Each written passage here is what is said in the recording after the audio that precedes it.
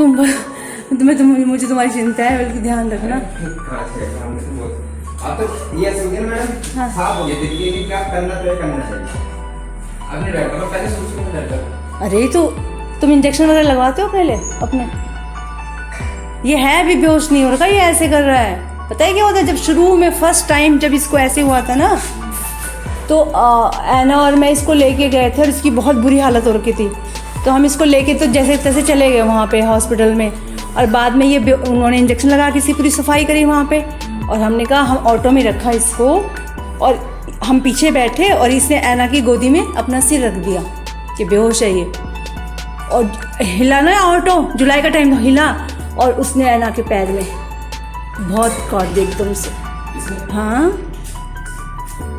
फिर ऐना को, फिर मैंने इसे घर छोड़ा, फिर ऐना को हॉस्पिटल लेके इंजेक्शन लगाए। ये बहुत ये इस टाइप से।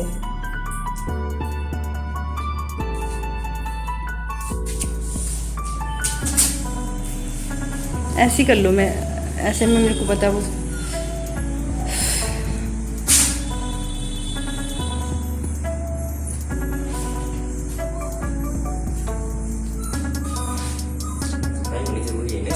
बहुत ज़रूरी है।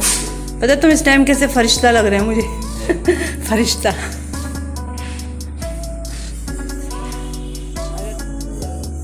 अंदर के सारे निकल जाएंगे कीड़े।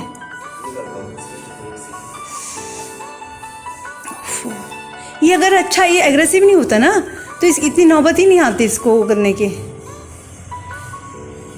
अगर इसको डेली अगर सुखाने का कुछ अंदर से जो कीड़े अगर इंजेक्शन लगाने तो वो लगा सकते हैं, लग जाएंगे इसके, है ना? भी आते हैं और आपके प्लस वो भी आती है दवाई। हाँ, टैबलेट आती तो दवाई दे देंगे ना? है। टैबलेट खा लेते हैं। हाँ, टैबलेट तो मैंने उसमें मिला के देती हूँ ना, पेडिग्री वगैरह में मिला के देती हूँ जो। ये मेरा माइलो है, ये लगभग 4 साल का होगा। जब ये आया था यहाँ पर 17 में आया था ये, और इसके सिर पे बहुत ख़तरनाक चोट लगी थी। पूरा सिर से इसकी बदबू आ रही थी, बड़े बड़े कीड़े बाहर निकल रहे थे, सड़ रहा था, और ये अपना आप ही घर के अंदर घुस के छुप गया था अंधेरे में। तो आज जब मैं देख रही हूँ इस टाइम, तब तो मेरे पास ये आया था बाहर से कहीं से, लेकिन आज जब ये इसके ना पीठ में कीड़े पड़ गए। पहले छोटा सा छेद हुआ और उसके बाद से खुजली करता रहा, और उसके अंदर ही कीड़ा इसके मतलब कीड़ों ने खा दिया इसको अंदर ही अंदर। काफ़ी बड़ा छेद हो रखा है, जबकि ये 2-3 दिन के अंदर की बात है। इससे पहले तो मैं ठीक इसका हो रहे थे, मैं दवाई वगैरह लगा रही थी, और भैया को मैं बुला रही थी। इनको टाइम नहीं था क्योंकि बहुत बिजी हैं भैया ये दीपक जो हैं, और क्या कहते हैं, मैं हॉस्पिटल लेके जा नहीं पाई। इसको ये एग्रेसिव बहुत ज़्यादा है, तो इसको ले जाना भी बहुत कठिन होता है। तो मैं भैया का वेट कर रही थी, तो देखा इसके तो बहुत ख़तरनाक हो रहा था, कीड़े निकल रहे थे बाहर। फिर मैंने भैया से रिक्वेस्ट किया कि प्लीज़ आज आ जाओ।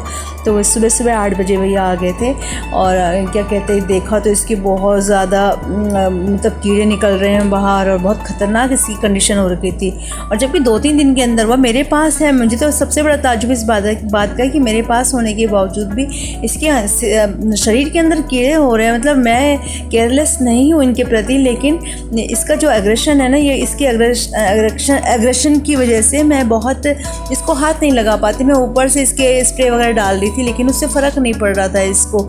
फिर मैं इसको एंटीबायोटिक दवाई देना शुरू कर दिया था। फिर भैया तो आ ही गए खैर आज, और इन्होंने पहले इसको एनेस्थीसिया का इंजेक्शन लगाया, क्योंकि इसको तो होश में तो कभी हम हाथ लगा ही नहीं सकते। इसका तो बहुत बड़ा मुँह ही तो खा जाएगा इंसान को, इसे काटा हुआ है।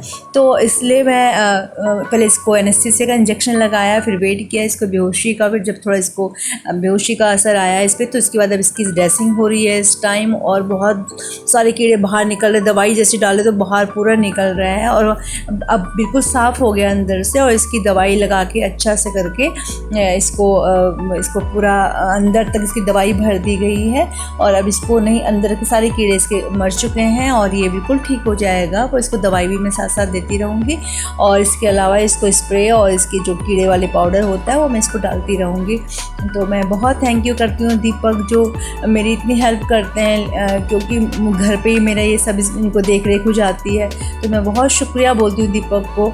और आप सब लोगों से मेरी रिक्वेस्ट है कि प्लीज़ अगर आपको कहीं पर भी कोई जानवर इससे से चोट वोट लगी हो उसके, तो उसको प्लीज़ ध्यान रखिएगा उसके, क्योंकि ये वही घाव बहुत बड़ा बन जाता है और इनको अंदर ही अंदर कीड़े हो जाते हैं, और वो बहुत जल्दी मरते भी नहीं है जानवर। बहुत बेचैनी होती है उनको, आप समझ सकते हैं ना इस चीज़ को कि कितने बेचैन होते होंगे।